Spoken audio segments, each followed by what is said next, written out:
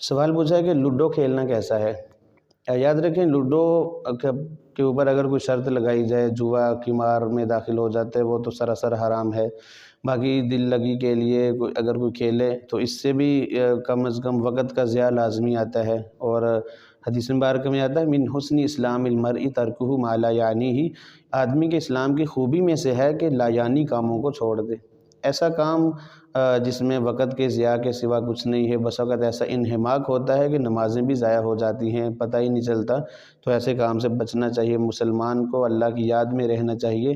ہاں، ایسے کھیل کھیلنے چاہیے جس سے دنیاوی جسمانی فائدہ ہو، کوئی دین کا فائدہ ہو، اور ایسے کھیل کی حوصلہ افزائی بھی کی ہے جس میں تیراکی ہے، گھڑ سواری ہے، یا اور کوئی ایسے جس میں ورزش وغیرہ ہو، انسان کا جسم طاقتور بنے، تو ایسے کھیل کی حوصلہ افزائی اسلام نے کی ہے۔ اور جن میں وقت ضیاع ہے اور بے جا لڑائی جھگڑے ایسی باتیں، ان سے بچنا چاہیے۔ لہٰذا لوڈو بھی ایسا ہے کہ جس میں ایسا کھیل ہے کہ جس میں وقت کا ضیاع ہوتا ہے، تو کم از کم بہرحال اس سے بچنا لازمی ہے۔